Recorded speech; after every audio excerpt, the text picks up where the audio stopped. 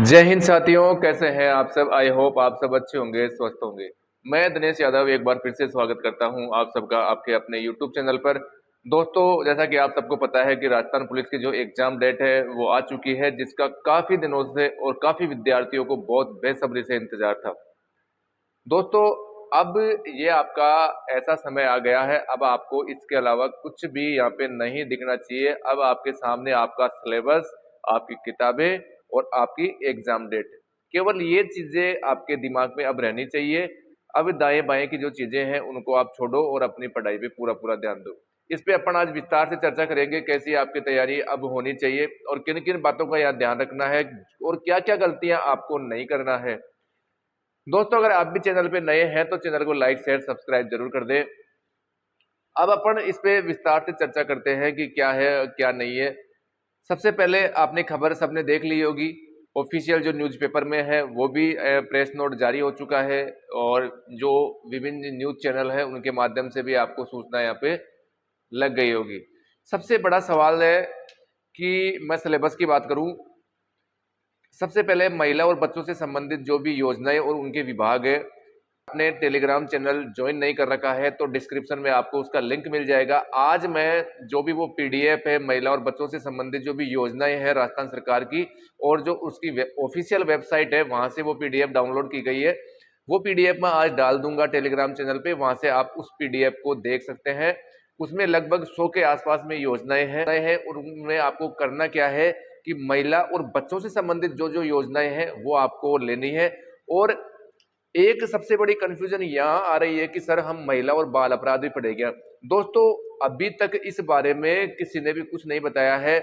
मैं तो कहूंगा कि जो पुलिस विभाग के द्वारा पुलिस विभाग की वेबसाइट पे डाली गई थी, जो पिछले भर्तियों में पुलिस विभाग के द्वारा वेबसाइट पे डाला गया था कंटेंट, एक पीडीएफ थी छोटी सी, उसको जरूर आप एक बार देख के जाएं। क्योंकि दोस्तों, राजस्थान पुलिस का जो सिलेबस है पूर्णतः कहीं पे भी डिफाइन नहीं कर रखा है, तो ये अभी तक भी कंफ्यूजन ही है क्या पढ़ना है क्या छोड़ना है। लेकिन मैं मानता हूं कि आपको जो सिलेबस में दिया गया है उसी के अकॉर्डिंग आपको तैयारी करनी है। अब दोस्तों, मेन चीज क्या है, किन चीजों का आपको ध्यान रखना है। पहली चीज है महिला और बच्चों से संबंधित अगर बाल अपराध की यहाँ पे अगर आप बात करते हैं तो सबसे पहले आपको देखना क्या होगा कि वो आपको केवल जो लास्ट के 10-5 दिन है उसी में आपको पढ़ना है। अभी वहां पे आपको टाइम खराब आपका नहीं करना है। केवल आप कोशिश करो कि जो महिला और बच्चों से संबंधित जितनी भी आपको योजनाएं मिलती है, चाहे नेट पे मिलती है चाहे विभिन्न किताबों में मिलती है, कहीं पे मिलती है, वो आपको यहाँ पे लेना है। जिसने अभी तक कुछ भी नहीं पढ़ा कोई दिक्कत नहीं है, इतना लंबा चौड़ा वास्ट सिलेबस नहीं है महिला और बच्चों से संबंधित योजनाओं का। योजनाओं में आपको करना क्या है, ज्यादा डिटेल में आपसे वो पूछेगा नहीं। जो भी योजना आप पढ़ रहे हैं उसमें आपको ध्यान रखना है कि ये योजना किससे संबंधित है, किस विभाग के द्वारा चलाई जा रही है और इसका बेनिफिट किसको और किस प्रकार से यहाँ पे बेनिफिट मिलता है। मुख्य से 4 या 5 चीजें एक योजना से आपको ध्यान रखना है। एक योजना का मतलब है 4 या 5 जो पॉइंट है उन्हीं का यहाँ पे आपको ध्यान रखना है, ज्यादा गहराई में आपको नहीं जाना है। बस योजनाओं से संबंधित आपको इन्हीं चीजों का ध्यान रखना है और लास्ट के दिन बचे आपके पास में 5-7 दिन, तो आपको उस पुलिस की पीडीएफ को एक बार जरूर देख के जाना है। पता नहीं अब पुलिस विभाग का पता नहीं कहाँ से क्या सिलेबस आपको पूछ ले, तो इसके लिए भी आपको पहले से प्रिपेयर होके जाना जरूरी है। फिर मैं बात करूंगा कि अब आपको क्या क्या यहाँ पे सावधानियां रखनी जरूरी है। सबसे पहले मैं बता दूं दोस्तों, आपको गलती क्या नहीं करनी है। गलती यह नहीं करनी है, अगर आप अब कोर्स खरीदोगे तो आपकी तैयारी कुछ भी नहीं हो पाएगी। इस चीज का आपको ध्यान रखना है। कोर्स वगैरह के चक्कर में मैं नहीं मानता कि यहाँ पे आपको बड़ी कुछ यहाँ पे मदद होने वाली है। जो चीज आपकी अब तक कमजोर है, जो भी किताब है, जो भी आपका सिलेबस अधूरा है, उसको आप पूरा करने पे यहाँ पे जोर दें ज्यादा से ज्यादा और रिवीजन पे ज्यादा से ज्यादा आपको फोकस करना है। अब आप हड़बड़ाहट नहीं करें कि मेरी तो एग्जाम डेट आ चुकी है, अब मैं क्या करूं, मेरी तो तैयारी हुई ही नहीं। दोस्तों, जो भी आदमी तैयारी करता है चाहे वो किसी भी प्रकार की एग्जाम हो, उसको हमेशा यही लगता है कि मेरा सिलेबस अभी तक अधूरा है, मेरी बहुत सारी चीजें छूट रही है। हर किसी को लगता है दोस्तों, आपको नहीं। और ये सबका सवाल है, सर मैंने तो अभी तक कुछ नहीं पढ़ा, वो केवल आपका एक भ्रम है। ऐसा नहीं है, जब आप पेपर देखोगे तब आपको वो चीजें ऑटोमेटिक वहां पे रिकॉल होती है, खुद ब खुद वो चीजें याद आने लगती है। तो ऐसा नहीं है, ये सबके साथ में होता है, तो इस प्रकार की चिंता करने की आवश्यकता नहीं है। फिर मेन चीज है कि आपके सिलेबस में आपको किस चीज पे ज्यादा फोकस करना है। सबसे पहले जो न्यूज है उस पर अपन एक बार देख लेते हैं मोटा मोटा क्या है और क्या वो न्यूज थी। अब सबसे पहले आपको यहाँ पे दिख रहा होगा कांस्टेबल भर्ती 2023 कंप्यूटर आधारित परीक्षा 13 और 14 जून को, 13 और 14 जून को होगी। यानी कि आज हो चुकी है 21 तारीख, सॉरी 20 तारीख आज हो चुकी है। 10 दिन इस महीने के बच रहे हैं और फिर बच रहे हैं अप्रैल के बाद में मई का महीना बच रहा है। 31 दिन, 30-31 दिन वहां मिल रहे हैं आपको और 14-15 दिन आपको ये मिल रहे हैं। कुल मिला के 50 दिन का आपके पास में यहाँ पे समय बचा हुआ है। 50 दिन में दोस्तों तैयारी आराम से हो जाएगी। बहुत टाइम है, 1-1.5 महीने का टाइम आपके पास में है, तो इसी में आपको पूरी जी जान लगानी है। फिर क्या है, जयपुर स्थित परीक्षा केंद्रों पर 2 पारियों में आयोजित होगी। यानी कि सिर्फ और सिर्फ एग्जाम सेंटर आपके आएंगे वो जयपुर में आएंगे। जयपुर के अलावा कहीं पे भी एग्जाम सेंटर नहीं आएगा और 2 पारियों में होगी। एक सुबह शाम हो सकती है, एक दोपहर में हो सकती है, ऐसा ही कुछ होगा। सुबह और शाम का यहाँ पे शेड्यूल आपका रहने वाला है। कांस्टेबल भर्ती 2023 की शारीरिक दक्षता और मापतोल, ये तो दोस्तों इसमें कुछ खास नहीं है।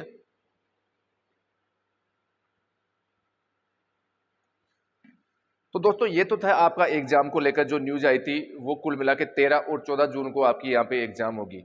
फिर अब है आपको कि गलतियां क्या नहीं करनी है। गलतियां मैंने आपको बता दी कि अब आपको ज्यादा चीजें वो नहीं पढ़नी है कि जो आपने कभी या तो पढ़ी नहीं, या जैसे अब मैं बात करूंगा, सबसे पहले है बात करें अपन, आपको बेनिफिट कहाँ कहाँ होगा।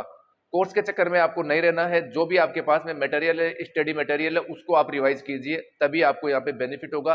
कम पढ़ो लेकिन ऐसा पढ़ो कि आपका उसमें से क्वेश्चन गलत नहीं होना चाहिए। दोस्तों सिलेक्शन कहाँ रुकता है, जो सवाल सबको आता है और अपन को नहीं आ रहा, तब वहां पे बहुत मिस्टेक होती है।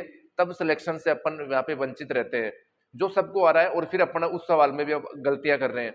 दूसरी चीज है कि सर हमें टेस्ट सीरीज ज्वाइन करनी चाहिए या नहीं करनी चाहिए। दोस्तों अगर अच्छी टेस्ट सीरीज आपको मिल रही है या पेपर मिल रहे हैं, मॉडल पेपर मिल रहे हैं, तो आपको जरूर करने चाहिए। दोस्तों टेस्ट सीरीज वगैरह से कभी भी सिलेक्शन नहीं होता, इस चीज का अपने दिमाग में रखना। क्यों नहीं होता, क्योंकि टेस्ट सीरीज कई विद्यार्थी क्या करते हैं, वो हम भी करते थे पहले, ये सोचते थे जैसे कि ये मेरे पास में राजस्थान पुलिस का एक बुक है, राजस्थान सोल्ड पेपर, ये मेरे ही साथियों की किताबें हैं सारी। कोई फर्स्ट ग्रेड की तैयारी कर रहा है, कोई पुलिस की तैयारी भी यहाँ पे कर रहा है वापस से, क्योंकि अपने होम डिस्ट्रिक्ट में जाने के लिए। तो ये मेरे ही साथियों की किताबें यहाँ पे रखी हुई है। तो सबसे पहले टेस्ट सीरीज का बेनिफिट दोस्तों यहाँ पे क्या होता है, टेस्ट सीरीज का बेनिफिट ये होता है कि आप जो छोटी छोटी गलतियां करते हैं, माइनर मिस्टेक आप करते हैं, वो गलतियां आपकी दूर होती है। एक टाइम टेकिंग आप अगर क्वेश्चन में ज्यादा लग रहा है तो उसका आपको थोड़ा एवरेज हो जाता है। तो और एक आपका जो डर होता है एग्जाम में पेपर सोल्व को लेकर, वो यहाँ पे दूर होती है। तो और जिस दिन ये छोटी छोटी गलतियां अपनी दूर हो जाती है, अपना सिलेक्शन आराम से हो जाता है। और कई बार आपने देखा होगा कि अपना सिलेक्शन 1 नंबर 2 नंबर इन्हीं के आसपास में अटकता है। तो ये गलतियां टेस्ट सीरीज के माध्यम से दूर होती है। अब मैं मेरी बताऊं, कई पूछते सर आपने कौन सी टेस्ट सीरीज ज्वाइन की थी, तो मैं दोस्तों जब मैंने टेस्ट दिया, मैंने देख के देखा 1-2 टेस्ट, तो उस टाइम पे 75 जो मार्क्स थे उसका टेस्ट होता था, तो मेरे नंबर आए 50-55, 50-55। तो ये लगा यार अपने तो कुछ भी नंबर नहीं आ रहे। कई साथियों के साथ भी ये हो रहा है कि यार अपनी तैयारी तो बहुत अच्छी है लेकिन टेस्टों में नंबर नहीं आ रहे। तो आपको टेंशन लेने की आवश्यकता नहीं है। टेस्ट में कम ज्यादा नंबर आना कोई सिलेक्शन का आधार नहीं होता है। आपका जो छोटी छोटी गलतियां हैं, बस केवल आपको उनको सुधारना है। इस वे में आपको टेस्ट सीरीज ज्वाइन करके और फिर टेंशन नहीं लेना है कि यार मेरा तो जैसे इतने नंबर में से मेरे तो इतने से नंबर ही आ रहे हैं, मेरा सिलेक्शन कैसे होगा। दोस्तों वैसे वो चीजें हमारे साथ में भी थी, कभी 50 नंबर भी आते थे, कभी 45 भी आते थे दोस्तों। तो इसमें ये नहीं सोचना है कि यार मेरे तो बिल्कुल ही कम नंबर आ रहे हैं और किसी के ज्यादा नंबर आ रहे हैं, तो वो ये ना सोचे कि नहीं मेरा तो सिलेक्शन आराम से हो जाएगा। ऐसा नहीं है दोस्तों। मैंने उन विद्यार्थियों को भी देखा है जिनकी टेस्ट सीरीज कोचिंगों में नंबर 1 नंबर 2 आती थी, उनका सिलेक्शन नहीं हुआ, और जिनकी लास्ट रैंक आती थी टेस्टों में, उनका भी सिलेक्शन अच्छी रैंक के साथ यहाँ पे हुआ है। तो इसको आपको आधार नहीं मानना है। ये तो गई आपकी टेस्ट सीरीज की बात। कोई भी जो आपको अच्छी लगे वो आप ज्वाइन कर सकते हैं। और जो अब की बार एग्जाम पैटर्न में बदलाव किया गया है, सीबीटी आधारित आपका पेपर खुलेगा, फिर ओएमआर में आंसर आपको फिलअप करने पड़ेंगे। मुझे लगता नहीं कि अभी तक इस प्रकार की कोई सुविधा किसी कोचिंग संस्था ने यहाँ पे उपलब्ध करवाई होगी। तो वो भी एक देखने वाली चीज आपके होगी। कंप्यूटर पे भी आप थोड़ा सा, अगर किसी ने नहीं चलाया, थोड़ा अभ्यस्त होकर जरूर जाए, जिससे कि आपका थोड़ा प्रैक्टिकल वगैरह नॉलेज, कंप्यूटर चलाने का नॉलेज, इन पे भी आपकी थोड़ी कमांड हो सके। फिर मैं बात करूं सिलेक्शन आपका किस प्रकार होगा, क्या आपको पढ़ना है। सबसे पहले मैं दोस्तों बता दूं, जो भी कैंडिडेट है, अगर रीजनिंग और कंप्यूटर जिनकी अच्छी होगी, यहाँ पे उनका 100% यहाँ पे सिलेक्शन होने वाला है। क्योंकि ये पोर्शन ऐसा है, आपको जैसे अपन बोलते हैं ना, मिनिमम आउटपुट में मिनिमम, जैसे आप इनपुट दे रहे हो तो उसमें मैक्सिमम यहाँ पे आउटपुट यहाँ पे निकलेगा, यानी कि आपकी कम मेहनत में आप ज्यादा मार्क्स हासिल कर सकते हो। और वो केवल यही पोर्शन है रीजनिंग और कंप्यूटर, 30 क्वेश्चन रीजनिंग के हैं और कंप्यूटर के 30 क्वेश्चन है, और यही आपका यहाँ पे बिल्कुल सिलेक्शन का आधार होगा। तो इसी पे आपको थोड़ी ज्यादा मेहनत करनी है। फिर दूसरी चीज है, मैंने कंप्यूटर पे लेके पूरा सेपरेट वीडियो बना रखा है कि किस किस टॉपिक से आपको और कितने क्वेश्चन प्रीवियस ईयर में आ रखे हैं और किस टॉपिक को किस प्रकार से आपको तैयार करना है। और फिर आपका ये हो गया रीजनिंग और कंप्यूटर। इसके बाद में है राजस्थान जीके। राजस्थान जीके के 45 क्वेश्चन आएंगे दोस्तों। इसमें ज्यादा डिफरेंस यहाँ पे क्रिएट नहीं होगा, इसमें लगभग सबकी तैयारी अच्छी होती है। फिर मैं बात करता हूँ इंडिया जीके की। यहाँ भी दोस्तों ये 45 जो क्वेश्चन है 45 नंबर के आएंगे। ये भी एक बहुत अपने आप में थोड़ा बड़ा सिलेबस है। और इसके लिए सबसे जो बेस्ट बुक आती है दोस्तों, मैं तो इसी को मानता हूँ, ये ल्यूसेंट मेरे हाथ में है, इसी को मैं राजस्थान जीके इंडिया जीके के लिए सबसे अच्छी बुक यहाँ पे मैं मानता हूँ। इसके अगर आप सॉरी दोस्तों, अगर इससे आप तैयारी करते हैं तो ये बुक इनफ है आपको। और फिर आपका एक सवाल था, अब दोस्तों मेन चीज है कि इस बुक में से आपको क्या क्या चीजें पढ़नी है। मैं आपको दोस्तों सेपरेट वीडियो बना के मैं बता दूंगा कि ये टॉपिक है, इन टॉपिक पे आपको ज्यादा फोकस करना है और यहीं से हर बार लगभग लगभग क्वेश्चन बनते हैं। सबसे मेन चीज है, अगर आपको पॉलिटी पढ़ना है तो पॉलिटी इस किताब से बेस्ट मैं नहीं मानता कि पॉलिटी कहीं होगी। यानी कि इसमें कम जो चैप्टर है उनमें पूरी पॉलिटी आपकी दे रखी है, पॉलिटी का एक भी क्वेश्चन आपका यहाँ से गलत नहीं होगा। और अलग जो सब्जेक्ट है मैं वीडियो बना के बता दूंगा आपको कि कौन कौन से टॉपिक को पर्टिकुलर आपको ज्यादा फोकस करना है। ये हो गई आपकी इंडिया जीके की बात। फिर इंडिया जीके में क्या क्या आता है, हिस्ट्री, पॉलिटिकल, ज्योग्राफी, साइंस वगैरह ये आते हैं। साइंस पे थोड़ा आपको ज्यादा ध्यान रखना है। और साइंस में जैसे आपकी केमिस्ट्री आती है, बायो आती है, फिजिक्स आती है, तो आपको बायो पे ज्यादा थोड़ा फोकस रखना है जैसे रहता है। तो साइंस पे आप थोड़ा बायोलॉजी पे ज्यादा फोकस करें। अब आपको भ्रमित ज्यादा नहीं होना है, जो भी आपके पास में संसाधन है उन्हीं को आधार मानते हुए आपको तैयारी करनी है। और दूसरी चीज मैं आपको बता दूं दोस्तों, यहाँ पे लगभग 20,000 के आसपास में कैंडिडेट एग्जाम में यहाँ पे बैठेंगे और उनमें से लगभग 3578 विद्यार्थियों का यहाँ पे सिलेक्शन होगा। तो ज्यादा कोई कंपटीशन नहीं है। 20,000 में मैं मानता हूँ कि मुश्किल से 5,000 के आसपास में ऐसे कैंडिडेट होंगे जिनकी अच्छी तैयारी है, वो बिल्कुल यानी कि अच्छी तरीके से पूरा प्लानिंग करके अपनी तैयारी को अंतिम रूप यहाँ पे देंगे अब। और अब तक आपने जो किया वो ठीक है, लेकिन अब आप जी जान लगा के यहाँ पे मेहनत करिए। और पीडीएफ आज मैं टेलीग्राम चैनल पे डाल दूंगा योजनाओं की, और भी आप अगल बगल से जहां से आपको मैटर मिलता है वो आप उसको कवर करिए। और अब कोचिंग वगैरह में इनमें ज्यादा टाइम खराब करने की आवश्यकता नहीं है, आप तो केवल सेल्फ स्टडी पे ज्यादा से ज्यादा फोकस करें। दूसरी चीज, आप रिविजन पे ज्यादा फोकस करें। अब मान लिया कि आपने सब चीजें ये पढ़ रखी है, आपने ये वो बुक भी पढ़ ली, वो बुक भी पढ़ ली, लेकिन आपका रिवीजन ही नहीं है, तो वो चीजें दोस्तों फिर दिमाग में से धीरे धीरे लैप्स होने लगती है। अगर आपने पॉलिटी में 4 चीजें पढ़ रखी है तो उन 4 का ही आप रिवीजन कीजिए, जिससे कि अगर वहां से क्वेश्चन आता है तो वो क्वेश्चन आपका गलत नहीं होता, होना ही नहीं चाहिए वो क्वेश्चन गलत।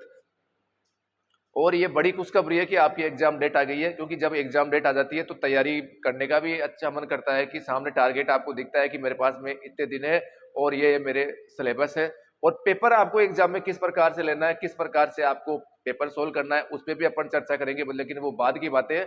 कुल मिला के आपको यहाँ पे कोई टेंशन लेने की आवश्यकता नहीं है। आपकी तैयारी अच्छी है तो आप और तैयारी अच्छी कीजिए, आपका सिलेक्शन यहाँ पे आराम से होगा। ठीक है दोस्तों, आज के लिए इतना ही, मिलते हैं नेक्स्ट वीडियो में। जय हिंद, जय भारत।